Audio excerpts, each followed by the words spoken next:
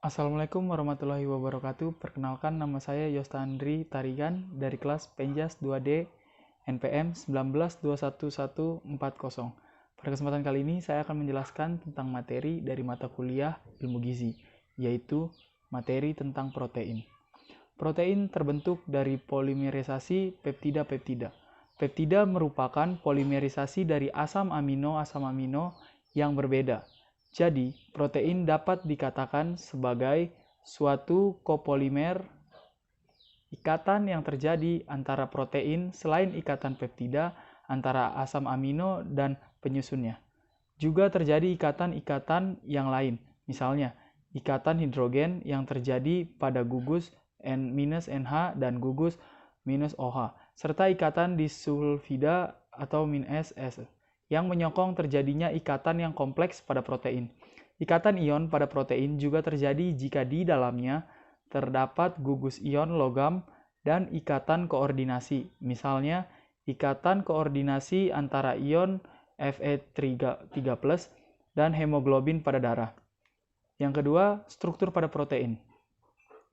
Struktur pada protein atau sumbernya adalah itu dengan memperhatikan ikatan-ikatan yang terjadi pada protein. Bisa disimpulkan bahwa struktur protein merupakan struktur yang kompleks. Struktur protein terdiri atas beberapa macam struktur iHo-squat. Di antaranya adalah struktur primer merupakan ikatan-ikatan peptida dari asam amino pembentuk protein tersebut.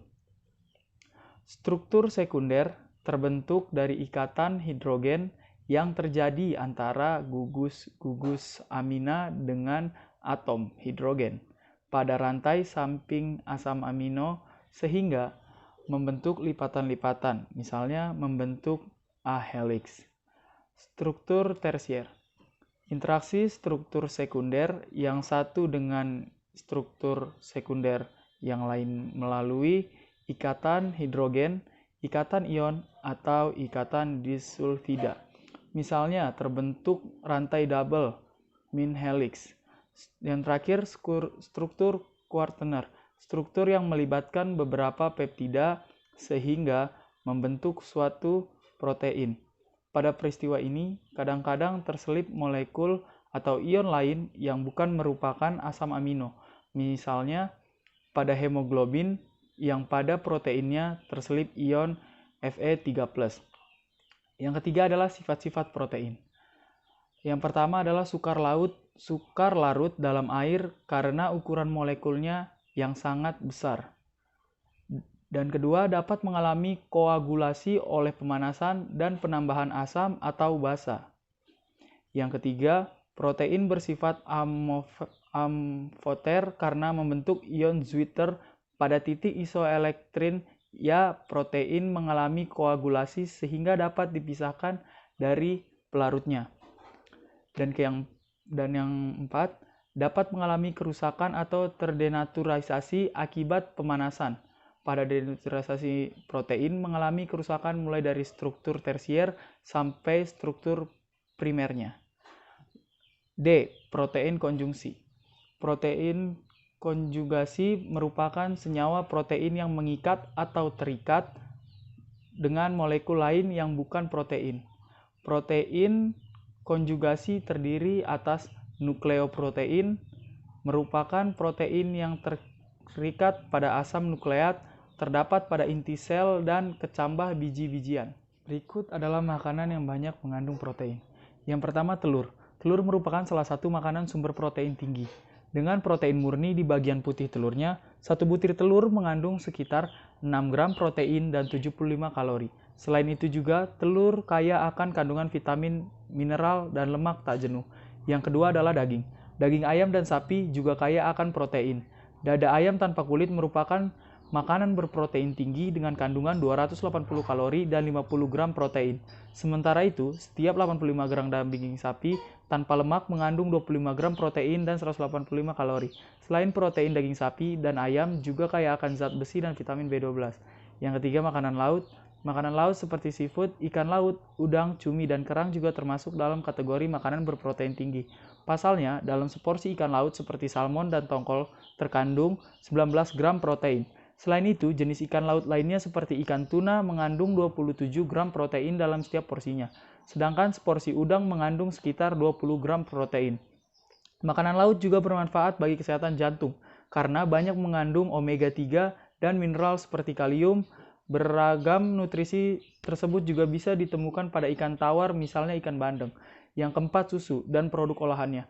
Susu dan produk olahannya seperti keju dan yogurt tak hanya mengandung protein tinggi, namun juga kaya akan kalsium dan vitamin D yang baik untuk kesehatan tulang. Satu gelas susu mengandung 8 gram protein, sedangkan di dalam 100 gram keju terdapat sekitar 20 gram protein. Sementara itu, 100 gram yogurt mengandung sekitar 10 gram protein. Namun saat hendak mengkonsumsi susu dan produk olahannya, Anda sebaiknya memilih susu skim atau susu rendah lemak. Jenis susu atau produk olahan susu tersebut umumnya rendah kolesterol dan lebih banyak mengandung kalsium yang baik untuk menjaga kekuatan tulang dan gigi serta mencegah osteoporosis. Yang kelima adalah jeroan. Seperti hati sapi mengandung 27 gram protein di setiap 100 gramnya, kendati tergolong berprotein tinggi, Anda dianjurkan untuk lebih berhati-hati saat mengonsumsi jeroan. Pasalnya, jeroan mengandung kolesterol tinggi yang dapat meningkatkan resiko gangguan pada pembuluh darah dan jantung. Jeroan juga tidak baik dikonsumsi secara berlebihan karena bisa meningkatkan resiko asam urat. Dan selanjutnya jenis makanan berprotein nabati tinggi. Bukan hanya dari hewan, protein juga bisa diperoleh dari tumbuhan. Protein ini disebut protein nabati. Makanan yang merupakan sumber protein nabati antara lain adalah yang pertama itu brokoli, gandum, biji-bijian seperti biji chia dan jelai atau barley, kacang-kacangan seperti kacang polong, kacang almond, kacang tanah, buncis, dan kacang kedelai, tahu dan tempe. Tidak hanya sumber protein tinggi, brokoli juga mengandung serat, kalium, vitamin C, dan vitamin K, serta banyak mengandung antioksidan yang dapat mengurangi resiko terjadinya kanker. Begitu juga dengan kacang-kacangan yang banyak mengandung protein, serat, dan magnesium. Walau termasuk makanan berprotein tinggi yang sehat untuk dimakan, sayangnya kandungan protein di dalam makanan nabati umumnya lebih sedikit dibandingkan kandungan protein pada makanan yang bersumber dari hewan. Sekian mungkin penjelasan dari saya, kurang lebihnya mohon maaf. Wassalamualaikum warahmatullahi wabarakatuh.